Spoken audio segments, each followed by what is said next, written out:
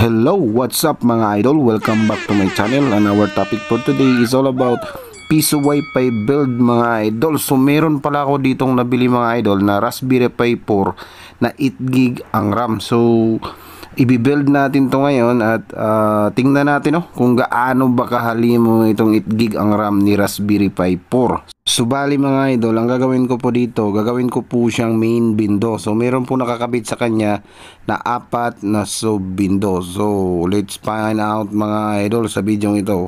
Alright, let's go!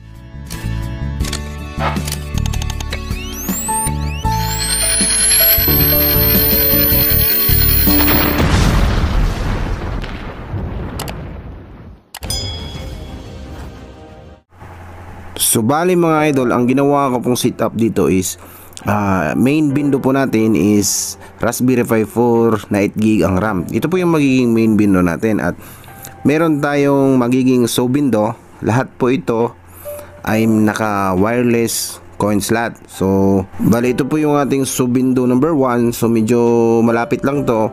At ito po yung sub window number 2 natin. Lahat po ito naka fiber po ito mga idol using Mediacom ang mga access point natin. So sub window number 3 at sub window number 4. So lahat po ito naka-wired. Naka-wired po yung access point natin. Pero yung coin slot natin, itong window natin is naka wireless po tayo na sub window. So kung baguhan pa lang po kayo sa larangan ng Piso Wi-Fi, siguro maisip nyo na bakit sub window. So sub window po yung nilagay natin mga idol because ang gamit ko po is Adobe Shop. So sa main window lamang po ako, sa main window po natin itong Raspberry Pi 4 8GB ang RAM, dito lang po tayo maglagay ng license. So itong mga sub window mga idol, kung familiar sa inyo, ito po yung kumbaga extender. So naglagay tayo ng access point doon na medyo malayo, pero nilagyan natin ng coin slot. So itong 4 na sub window, kung sa mga baguhan sa Piso Wi-Fi, ito po yung extender. Ito po yung access point natin, access point number 1, access point number 2, access point number 3 at access point number 4. So ang kaibahan lamang po, nilagyan natin ng coin slot. So pwede po yun mga idol. So ganun po ang ginawa ko. Isa lang po yung magiging main window na Raspberry Pi 4 na 8GB ang RAM. So kung magugustuhan nyo po ang video na ito mga idol, pwede po natin gawa ng separate video kung paano po i-set up, kung paano po ginawa using Mediacom lang po tayo mga idol. Isa lang po yung main window natin. So sa ganitong setup po mga idol, nakatipid po tayo kasi kung isipin mo ba naman itong 4 na sub window plus itong main window natin is 5. So pag maglagay tayo ng talagang window talaga ilagay natin doon, hindi siya sub window, so maglalagay tayo ng license. So ilan din to? So mahal kasi yung license Adobe Shop. So kung kikwintahin natin yung yung magiging license nila, malaki-laki po yung mababayaran natin mga idol. So alright, so ano pang hinintay natin? Tingnan natin yung setup natin mga idol So let's go. Bali ito po yung custom board na gagamitin natin mga idol by Dens Customize. At ito po yung ating Raspberry Pi 4 na 8GB ang RAM. So i-open lang natin, kung tingnan natin sa loob kung ano yung itsura na actual na itsura ng ating Raspberry Pi 4 mga idol. So meron nakalagay dito sa taas mga idol, Raspberry Pi 4 Model B, tapos 2018 po siya mga idol. So alright, so bali lalagyan natin siya ng heatsink mga idol para hindi siya madaling uminit at saka lagyan natin ng stand screw at saka natin lagyan ng custom board. Yung custom board pala natin mga idol is by Dens Customize. So napakaganda po mga idol, all in one na po siya. So meron na po siyang cooling fan na maliit. So ano pang hinihintay natin mga idol? Ito na po yung ating SanDisk na 16GB. Dapat po yung memory card natin mga idol na gagamitin is dapat po original from SanDisk store. So ito na po mga idol, meron po tayong card reader mga idol. So bali dito po natin ipo-flash ang ating Adobe Face-Off na OS mga idol, operating systems. Ang una ko pong ginagawa dito mga idol is nire-reformat ko po ito siya using the SD card formatter mga idol. So kahit bago siya no, nire-reformat ko bago ko siya ipo-flash. So alam nyo na po ito, bali na feature pong gamit natin sa pag-flash ng OS ni Adobe Face-Off. So bali ipa-flash po natin mga idol is 5.1.3 na version ni Adobe Face-Off mga idol. So alright, so hintayin lang natin matapos ito mga idol at i-deploy agad natin mga idol pagkatapos nating i-test itong ating bagong build na Raspberry Pi 4 na 8GB ang RAM. Tingnan natin kung okay ba siya, kung kayang-kaya ba niya yung apat na sub window mga idol. Alright, patapos na po mga idol. So alright, so tapos na po at ito na nga siya mga idol, ititest na po natin.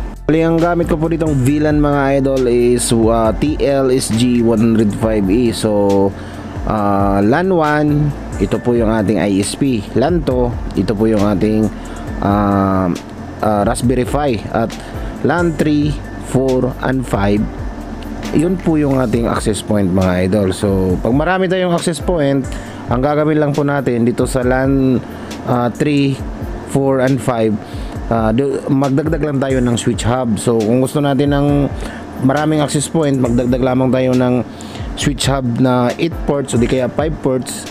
Tapos dito natin isaksak sa LAN 3, 4, and 5. So ang gagawin ko dito mga idol, pagaganahin ko po siya, tingnan ko po siya kung mag-detect or mag-open po sa ating computer. So once mag-open sa computer, konting kalikot lang, tingnan natin kung mag-work, and then deploy na po tayo mga idol para hindi na masyadong mataas ang ating video mga idol. So hinintay ko po lang po siyang mag-boot up mga idol. So meron po siyang light indicator mga idol na magkulay green po siya once mag-boot up na. So ito siya mga idol, nag-boot up na po siya at konting kalikot ko lamang to sa computer no. So yan ang gustong gusto ko sa Cadence customized na custom board mga idol. Meron siyang light indicator, napakasulit mga idol.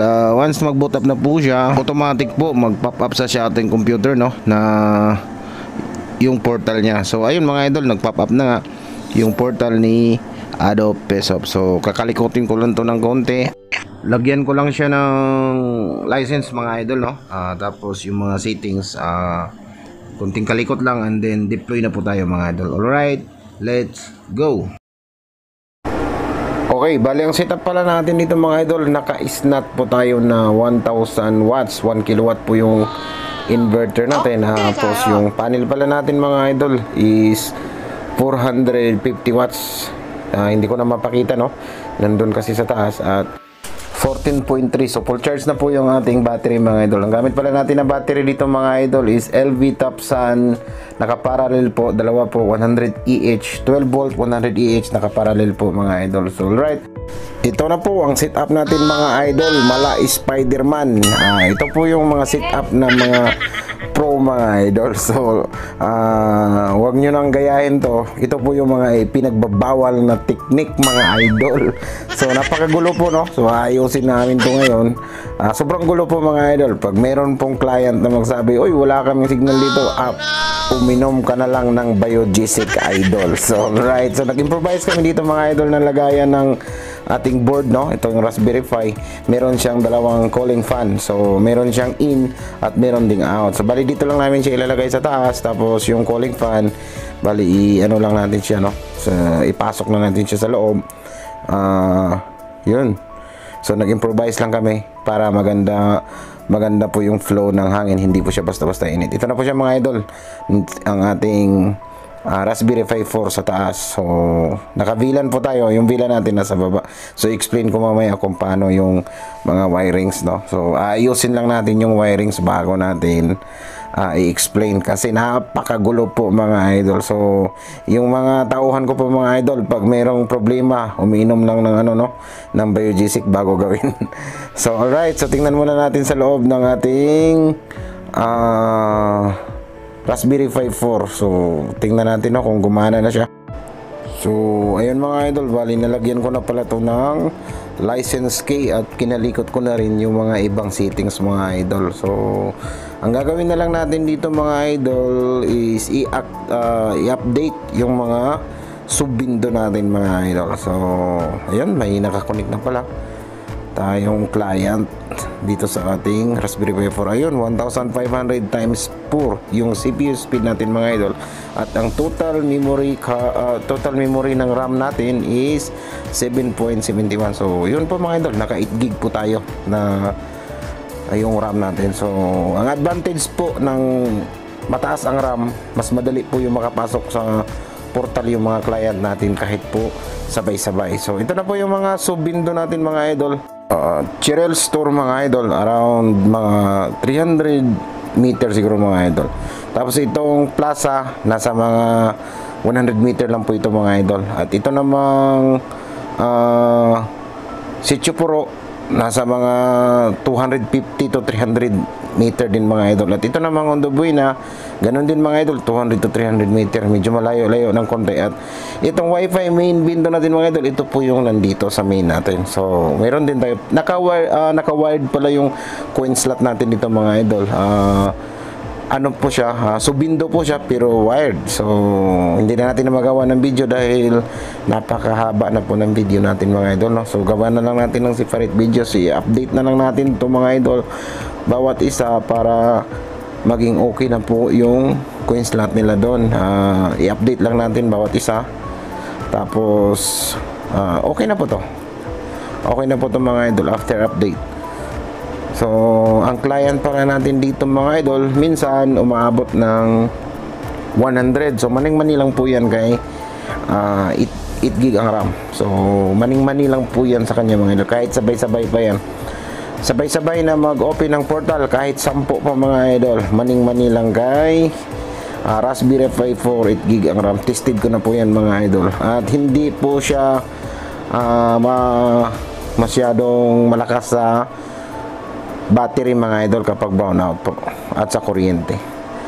Alright mga idol, hulugan lang ko lang po siya. Tingnan natin kung gumagana na mga idol. So insert ko in po tayo dito mga idol, no? Tingnan natin kung okay na po yung ating main wifi main window po mga idol. So pag pindot natin ang insert coin, automatic lalabas po yung mga sub-window natin mga idol. So ito po is wifi main window. Yun po ang pindutin natin para gumana. Kung saan ka man, halimbawa nandun ka sa Cherel Store, pwede ka maghulog doon, pindutin mo lang din yung Cherel Store. So ito po mga idol, nasa wifi main window natin. Yun, pinahulugan ko. Kung yun, 5 pesos po mga 10 pesos po mga idol, 5 hours. Tingnan natin, yun, may internet na po tayo mga idol. So alright, ito po yung ating vlog tungkol sa Raspberry Pi 4 na 8 gig ang RAM. So may internet na po tayo mga idol. Salamat po sa inyong panonood. At silipin natin ulit mga idol ang ating setup, no? So alright, let's go. Ayun mga idol, so naayos na ng konti, hindi pa ganun kaayos pero at least malalaman mo na kasi may mga marking na yung fiber natin. Halimbawa ang sub-window number 1 nakalagay doon, sub-window number 1, sub-window number 2, sub-window number 3, at may mga Mediacom po tayo mga idol. At yung ano natin, Raspberry Pi 4 nandun sa taas, ito po yung ating VLAN, tapos LAN 1, ISP natin, LAN 2, ito po yung ating Raspberry Pi 4, at LAN 3, punta po siya dito mga idol, no? Switch hub po ito, at ito po yung Mediacom natin sa pinakababa. Yan po yung mga sub-window natin, meron din naka Mediacom doon.